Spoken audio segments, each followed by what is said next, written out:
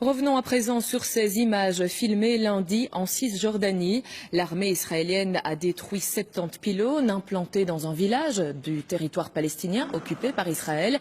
Des pylônes financés et installés par une ONG belge. Notre ministre des Affaires étrangères, Didier Reynders, l'a affirmé. C'est là une violation du droit international et il a d'ailleurs convoqué l'ambassadeur d'Israël en Belgique hier après-midi.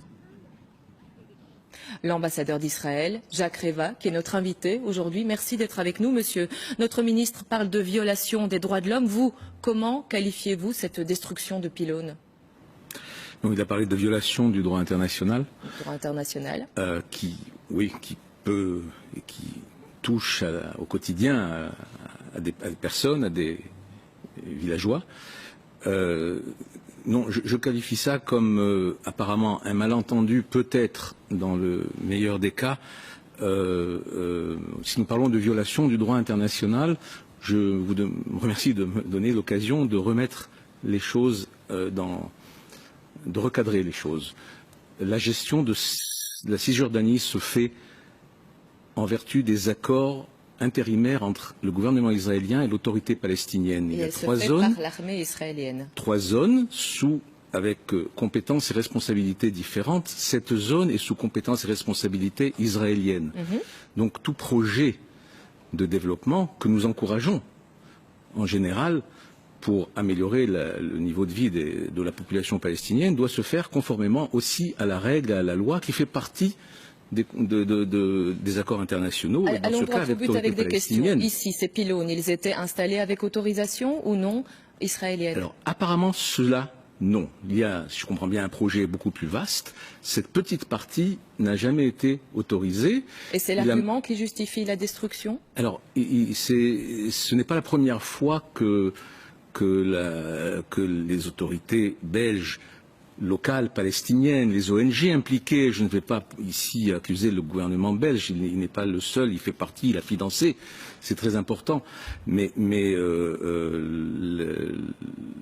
chef du village lui-même était conscient du fait que ce projet avançait sur cette partie du projet de façon illégale. Il a même été proposé par les autorités israéliennes en remettant le rejet de la demande de projet, de faire appel. Pourquoi est-ce qu'un projet d'installation de pylônes électriques dans un village où des bergers doivent avoir besoin d'électricité pour leur lait est refusé? Parce qu'en Belgique aussi, dans tout état de droit, vous ne faites rien sans l'autorisation et les permis de construire, de développer, etc. Donc, parce qu'il n'y avait pas d'autorisation, les pylônes ont été rasés. Il y a notamment, on est toujours en territoire palestinien, des colonies israéliennes qui s'installent. Contrairement au droit international, vous allez les raser aussi?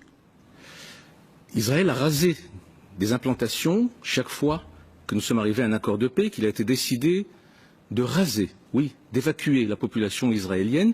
Ça se fera lorsque la négociation avec les Palestiniens, avec l'autorité palestinienne avancera, ou ça ne se fera pas, ça se fera selon les accords avec l'autorité palestinienne. Ici, je reviens sur un mot que vous avez dit, c'est peut-être, avez-vous dit, un malentendu. Ça veut dire que vous n'êtes pas convaincu du bien fondé de cette destruction?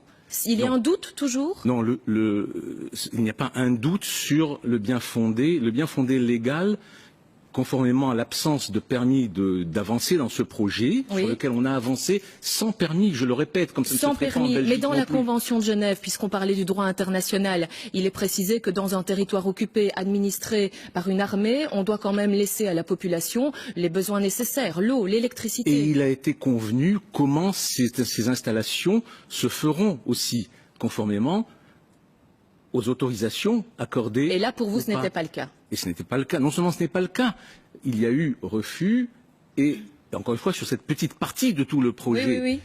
Et il a été proposé par l'autorité israélienne de faire appel, ce qui jusqu'à présent, personne n'a été capable de nous montrer que l'appel a été fait. Je vais vous poser juste une dernière question. Je suis désolée, mais le temps, voilà. Nous aurons des précisions. Vous attendez des précisions et la Belgique attend une indemnisation. Nous devons des réponses à la Belgique, nous les donnerons.